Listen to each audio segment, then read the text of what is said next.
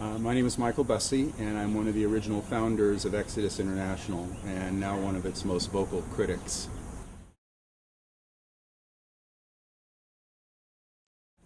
But in high school I became a Christian, and that was during the Jesus movement of the early 70s, like 1971, 72, and thousands of kids were leaving drugs and alcohol, and burned out hippies were turning to Jesus in huge numbers and things.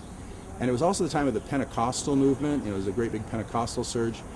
I went away to college, engaged to my fiance, and she and I went to Cal State Fullerton, and I ended up finding out about Melodyland Christian Center in Anaheim. And I found that they had a hotline there, and I thought, well, my dream was to become a therapist, so I thought I could get some practice working on this suicide prevention drug overdose hotline. And I went to the hotline, and there was an application, and I filled out the application, and at the very end it said, is there anything else in your background, for example, former drug addict, former criminal, former homosexual, that might influence your ability as a counselor? And I just stuck on those words, former homosexual. I thought, oh my God, it's possible? There's such a thing as former homosexual? And my heart just kind of jumped with hope, and I thought, oh my God, it's possible to become a former homosexual. But I left it blank because I was afraid they wouldn't let me be a volunteer. And it really weighed on my conscience. So I finally went to the director, Rick, and I said, Rick, I left it blank. I have something to tell you. And he said, what? I said, I'm a former homosexual, and I'm a Christian homosexual. He said, you're what? I said, I'm a Christian homosexual. And he said, oh no, you're not. There's no such thing as a Christian homosexual. If you're a Christian, you would be a former homosexual. You'd be an exgay. And I'd never heard that term before, exgay. And I thought, I am? And he said, yeah, just by becoming a Christian, you're automatically an ex-gay.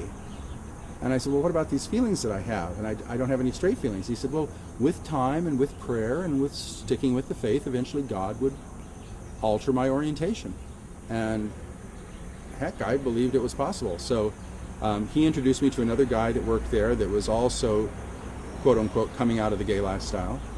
And he and I got very concerned. His name was Jim, and he and I got very concerned because we heard the volunteer counselors taking phone calls from gay callers saying things like, well, you have a demon of homosexuality and we can cast it out over the telephone.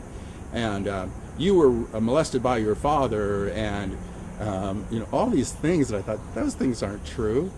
And so I went to the director of the hotline and I said, Rick, your counselors need some training. All gays aren't like that, and I don't think it's demon possession.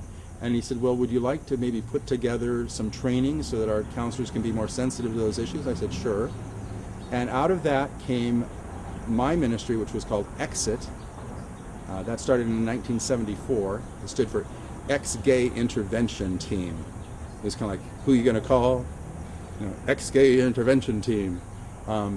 And Jim and I began speaking and doing seminars and getting invited to churches, and we eventually appeared on the 700 Club as former homosexuals, and we started traveling all over the country. Churches started paying for us to come tell our testimonies. And then we started hearing about other little similar ministries that were popping up around the country, and we got this idea of bringing them all together for a conference. And that first conference was held in 1976 in Anaheim, and we decided to call this coalition of ministries Exodus. And that was 30 years ago this month.